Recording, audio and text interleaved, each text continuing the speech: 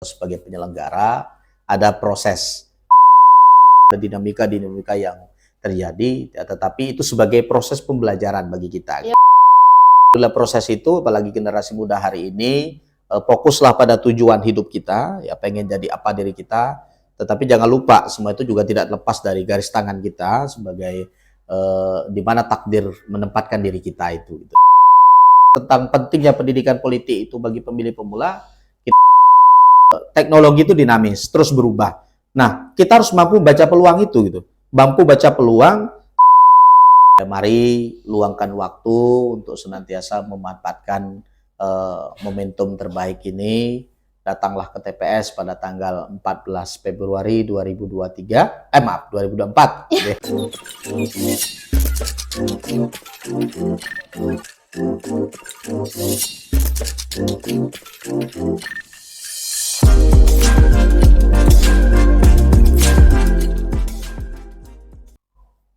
Halo teman pemilih, apa kabar semuanya? Semoga tentunya dalam keadaan sehat walafiat dan tetap selalu semangat dalam menyambut pesta demokrasi kita yang terhitung 160 hari lagi.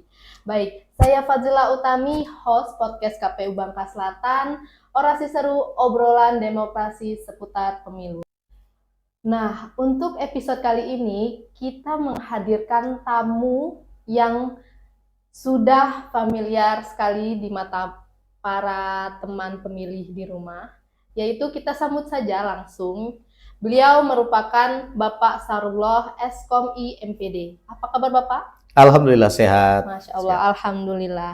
Ya teman pemilih, tamu kita pada episode kali ini tidak lain masih lingkup KPU Bangka Selatan tercinta ini. Nah teman pemilih, beliau ini merupakan anggota KPU Bangka Selatan, sekaligus beliau koordinator atau ketua dari Divisi Sosialisasi Pendidikan Pemilih, Parmas dan SDM. Baiklah, mengulik keseharian beliau nih, mungkin dari teman pemilih di rumah pernah melihat wajah-wajah beliau di media sosial Instagram, mungkin Facebook dan lain sebagainya. Sering bertanya-tanya, beliau ini siapa sih kok tiba-tiba muncul gitu kan. Nah, langsung saja kita tanyakan. Silakan Bapak Syarullah untuk memperkenalkan diri terlebih dahulu nih Pak. Biar teman pemilih di rumah pada tahu nih tentang Bapak. Baik. Silakan Bapak. Terima kasih ya host kita pada hari ini, sangat kece sekali sudah memperkenalkan. Terima kasih Mas. Karena memang ini episode yang kesekian kalinya ketika para komisioner 4 orang sudah dihadirkan ya di podcast kita. Nanti bagi para pemilih, para pendengar yang menyaksikan podcast kita, barangkali penasaran yang pengen hadir, nanti silakan itu datang ke kantor KPU gitu ya. Ya benar, langsung aja deh ya, di komen di channel kita. Oh iya ya, harus gitu ya. Jadi ditonton dulu, dilihat, like tentunya, di subscribe dan sebagainya. Baik ya, bila kita perkenalkan, tadi sudah disebutkan nama Syahrullah. Saya asli orang Bangka Selatan, ya lahir di Kepulauan Pongok. Jadi kalau dari pusat ibu kota itu kurang lebih 3,5 jam. Itu nyebrang laut. Nyebrang laut. Iya, itu nyebrang laut nanti. Kalau sekarang nih sedang gelombang kuat, ya kalau saran saya jangan dulu gitu ya. Nah, nanti karena di sana asik gitu, di sana asik. Saya lahir di sana, kemudian besar di sana, kemudian ketika sekolah baru ke kota Tobualinya di ibu kota Bangka Selatan gitu ya. Nah, sampai hari ini jadi tinggal di Tobuali dan alhamdulillah sudah menikah. Ya, sudah menikah, istri Reni Febrianti, kemudian anak 1 perempuan Zakia Sahren Talita. Itu tinggal di Tobuali. Nanti silakan bagi yang pengen bersilaturahmi ya, untuk datang. Kalau dibilang sangat familiar mungkin nggak juga lah ya, nggak juga. Tapi punya Facebook, punya IG dan sebagainya. Nanti bisa berkenalan. Yes. Baiklah. Itu merupakan sedikit biodata dari beliau. Nah, terus mungkin teman pemilih pengen bertanya nih. Nah, sebelum di KPU nih Pak, karir apa aja yang telah Bapak lewati? Oke, baiklah. Jadi saya sebelum ke KPU itu sebagai pendidik. Nah, sebagai pendidik artinya sebagai seorang guru ya. Jadi 8 tahun di SMA, menjadi guru di SMA, kemudian 6 tahun di SD. Jadi sudah berapa? 14 tahun ya. 14 tahun di pendidikan. Tetapi dunia penyelenggara ini bukan dunia baru bagi kami, karena sebelumnya saya sudah pernah bergabung menjadi relawan demokrasi gitu ya, kemudian menjadi anggota PPK, Panitia Pemilihan Kecamatan. Jadi itu sudah 2 kali ya, di tahun 2019, di 2020. Kemudian mendaftarkan diri untuk menjadi bagian dari penyelenggara pemilu di tingkat kabupaten gitu. Tapi itulah proses yang kita lalui gitu ya.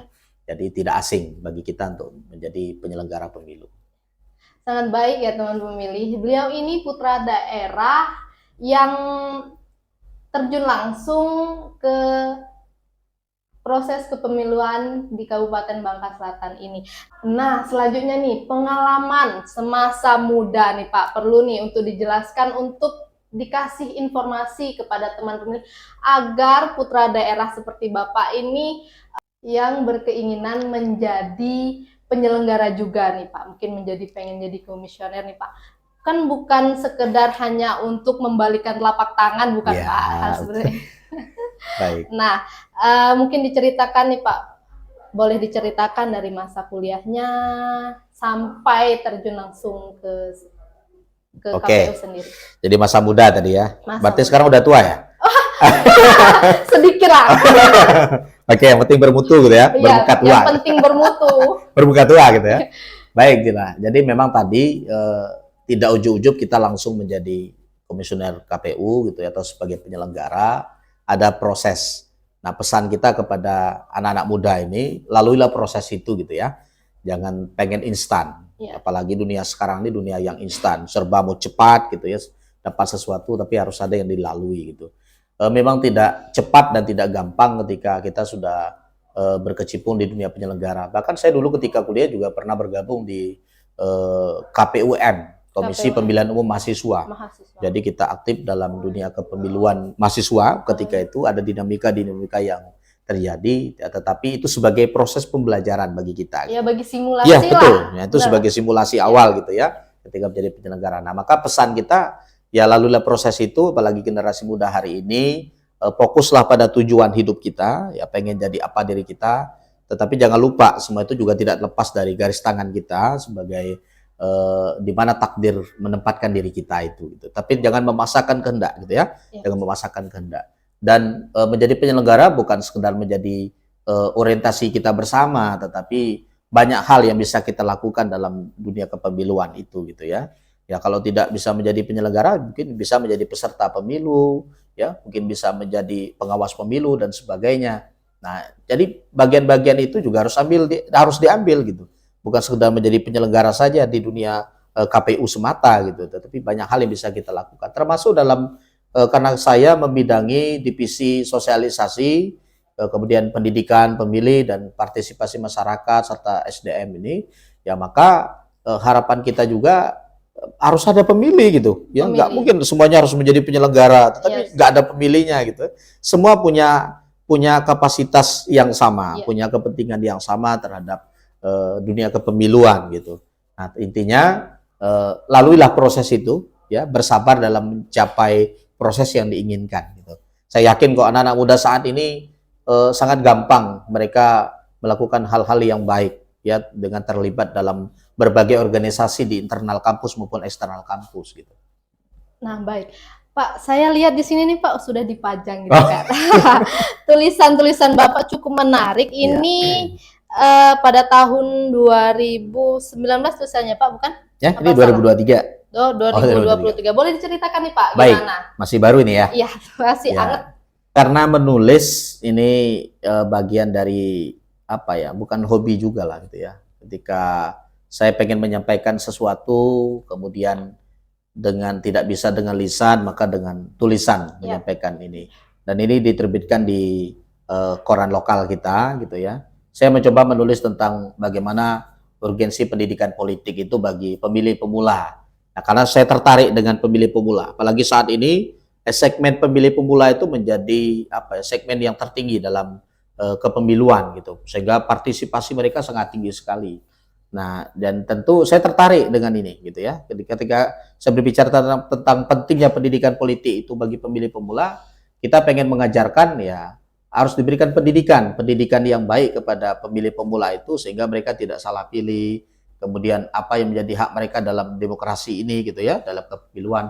Nah, banyak stiker-stiker yang ketika kita menulis tentang satu suara untuk perubahan gitu ya, golput bukan solusi. Nah, apalagi pemilih pemula sehingga mereka asik dengan dunia pemilu, mereka asik sehingga mereka terlibat langsung, pengen berpartisipasi. Harapannya pengen mengajak kepada para pemilih pemula untuk aktif atau ikut serta dalam dunia kepemiluan. Jadi apalagi sebagai pemilih, jangan golput ya. Dan tentunya nih Pak, ada rasa keingintahuan. Iya, betul. Ya, rasa keingintahuan dan kemauan tentunya. Betul sekali gitu. Untuk menyongsong Indonesia nih agar lebih baik lagi. Amin, itu doa kita bersama.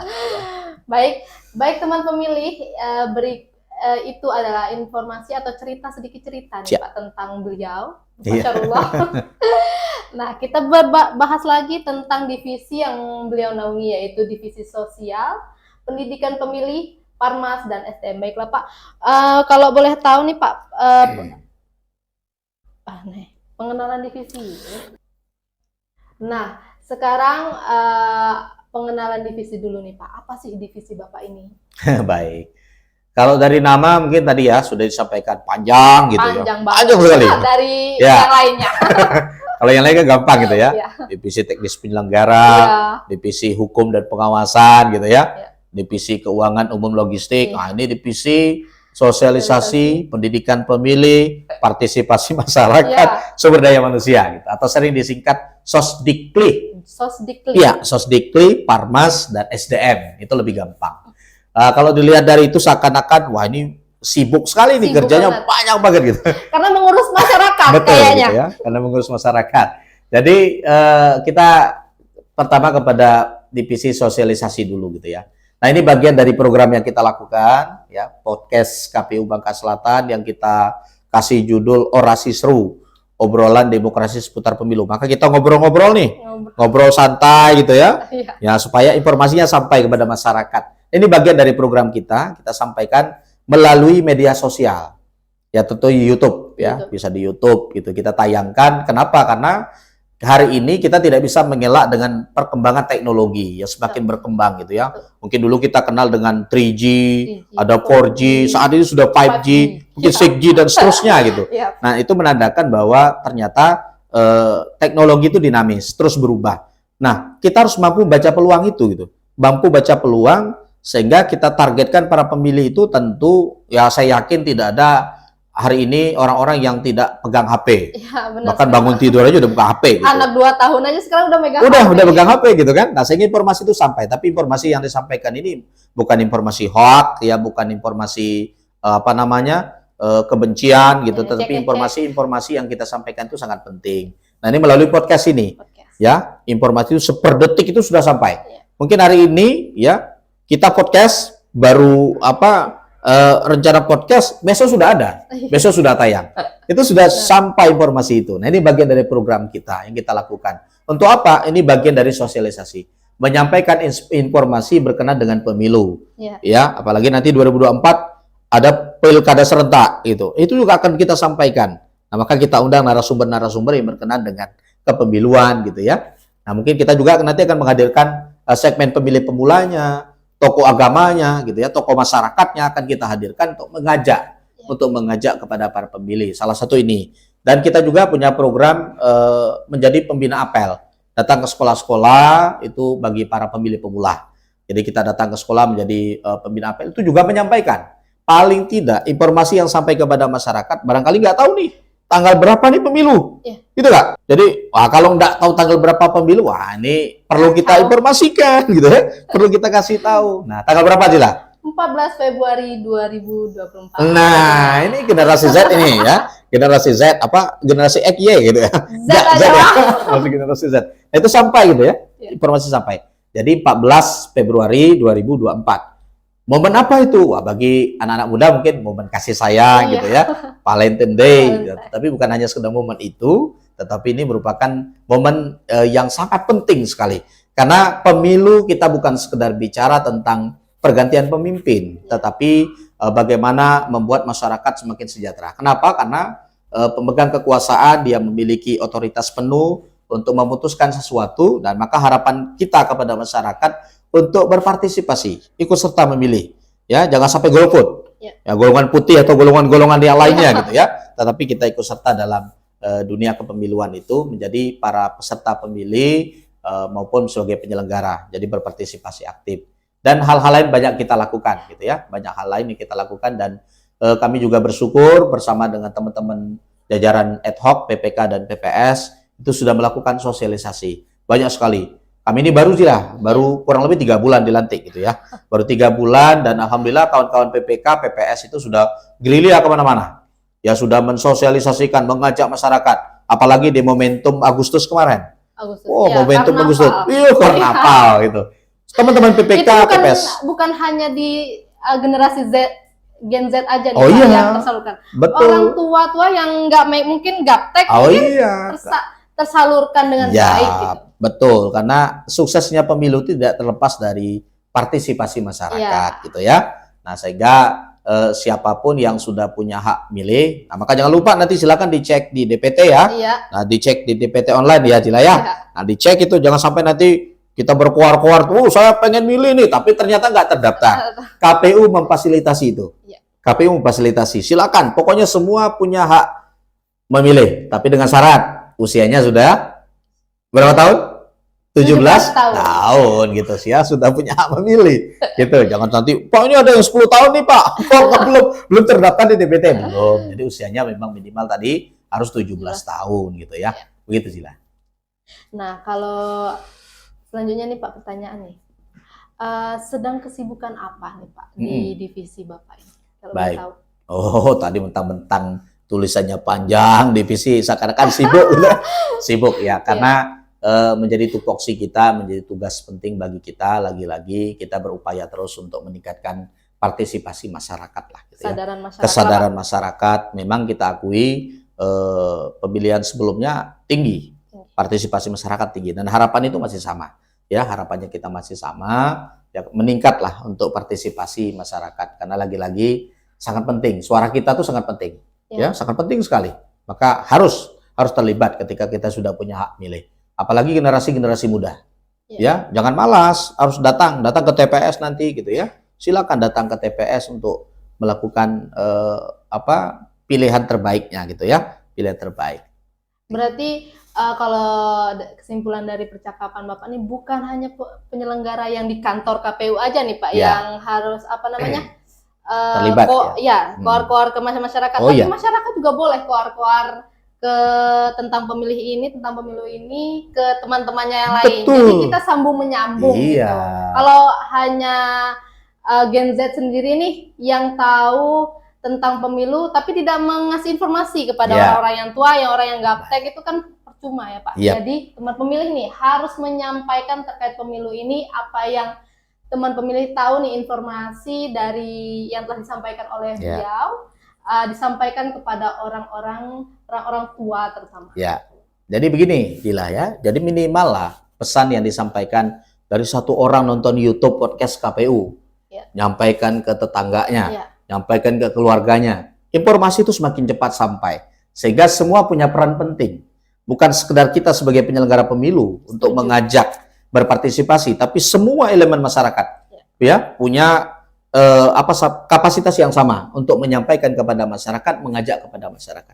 Nah, selagi ini pesannya baik, ya maka untuk kita bersama-sama ngajak, sama kok dengan podcast ini sama-sama ngajak, ya bukan sekedar nonton, tapi di like, di subscribe, di share, gitu ya. Selanjutnya Pak, mungkin ada kesulitan nih Pak untuk misalnya dalam podcast ini, kesulitannya apa gitu Pak?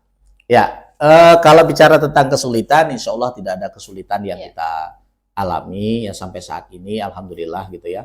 Tapi memang suatu hal yang kita lakukan ada konsekuensinya, gitu ya, ada konsekuensi yang akan didapatkan. Tetapi harapan kita optimis kok, kita optimis bicara tentang upaya yang kita lakukan ini memaksimalkan kerja-kerja kita, kerja-kerja KPU. Makanya KPU terkenal dengan slogannya melayani, ya. KPU melayani gitu. Iya. Nah, jadi 24 jam full service gitu ya. full service. Full service. Makanya ya kita tidak bicara tentang hal-hal yang pesimis lah. Ya, insya Allah pokoknya apa yang kita lakukan selama niatnya baik itu akan tersampaikan insya Allah.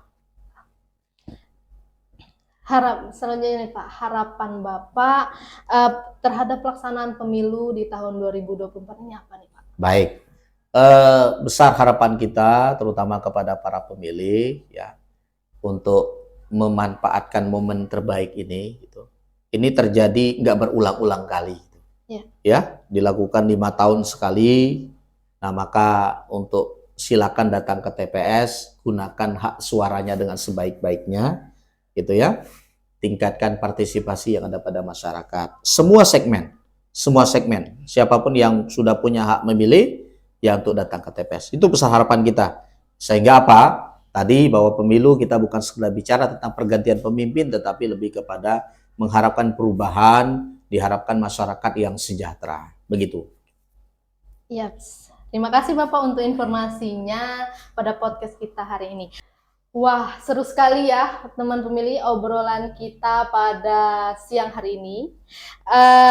Di mana kita sudah menjelaskan nih dari karir beliau, seputar biografi beliau, divisi yang beliau naungi, harapan beliau, dan lain sebagainya. Sudah dijelaskan semua oleh pakarnya langsung. Baik, teman pemilih, sebelum kita mengakhiri nih episode kita pada podcast KPU hari ini, mungkin dari Pak Sarullah ingin memberikan statement closing. Oke. Silakan Bapak. Oh, sudah statement closing ya? Iya. Sebentar kali ya? Iya. Pengen lama-lama tadi ngobrol tentang kepemiluan. Gitu. Sangat asik sekali. Gitu ya? Oke, nanti ada episode-episode lain gitu ya. Ya. Insya Allah kita tetap istiqomah dalam program podcast KPU ini. Baik, jadi Jila, sebagai statement closing saya, lagi-lagi saya mengajak kepada seluruh masyarakat gitu ya, khususnya masyarakat yang ada di Kabupaten Bangka Selatan tercinta kita ini, ya mari luangkan waktu untuk senantiasa memanfaatkan momentum terbaik ini. Datanglah ke TPS pada tanggal 14 Februari 2023, 2024, ya. 14 Februari 2024. Kurang move on beliau. Padahal sudah berlalu gitu ya. Iya. Jadi untuk datang ke TPS, gunakan hak pilihnya. Nah, sehingga harapan kita betul-betul Indonesia, khususnya di Kabupaten Bangka Selatan, terjadi perubahan-perubahan yang signifikan terhadap kesejahteraan masyarakat. Gitu ya. Jadi ingat, jangan lupa tanggal 14 Februari 2024. Ya, gitu. Keren. Baik, Bapak terima kasih banyak nih sudah berbagi cerita banyak, sekaligus menyempatkan waktunya. Baik, sibuk saya ini. Wah, Masya Allah, beliau ini sangat sibuk sekali. Gitu. Terus bukan hanya menyempatkan waktu berbagi cerita, kesan, sekaligus pesan nih buat teman pemilih di rumah. Baik, sehat dan sukses selalu Bapak. Amin. Kita ketemu lagi di episode podcast KPU Bangka Selatan selanjutnya. Insyaallah, gitu ya. Tentunya dengan pembahasan yang lebih wow lagi terkait pemilu betul. 2024 Baik. ini. Semoga banyak manfaat yang dapat diambil dari teman pemilih di rumah dari episode kali ini. Nah, teman pemilih, jangan lupa selalu cek DPT online agar teman pemilih di rumah itu terdaftar sebagai pemilih, agar dapat digunakan pada saat pesta demokrasi kita di hari Rabu 14 Februari 2024. Nah, dengan cara klik di Google, cek DPT online, muncul nick, harus diisi tuh nick dari teman pemilih semua. Jika muncul teks, maka teman pemilih sudah terdaftar di DPT. Dan jika tidak muncul teks, maka teman pemilih bisa langsung ke kantor desa terdekat atau lapor lewat PPK. Sebenarnya lapor lewat channel YouTube kita juga tidak masalah sih. Jika teman pemilih belum terdaftar, maka teman pemilih juga boleh langsung bertanya lewat media sosial kita. Boleh lewat Instagram, Facebook, Twitter, YouTube kita juga boleh. Langsung saja komen. nanti langsung diproses oleh admin. Terima kasih banyak sudah menyimak episode podcast KPU Bangka Selatan episode kali ini. Jangan lupa nih, selalu subscribe channel KPU Bangka Selatan, like setiap postingannya, dan komen nih. Barangkali dari teman pemilih pengen bertanya apa sih seputar pemilu. Nah, dan terakhir kali nih, jangan lupa selalu menyimak podcast KPU Bangka Selatan di episode selanjutnya dengan cara subscribe channel YouTube KPU Bangka Selatan, like setiap postingan yang diposting, komen jika teman pemilih ingin ditanyakan ini seputar pemilu, why not lah. Terus aktifkan tombol loncengnya. Dan aktifkan tombol lonceng agar tidak tertinggal informasi seputar pemilu 2024. Saya host podcast KPU Bangka Selatan mohon undur diri. Saya akhiri. Wassalamualaikum warahmatullahi wabarakatuh. Sampai ketemu lagi. Bye. Bye.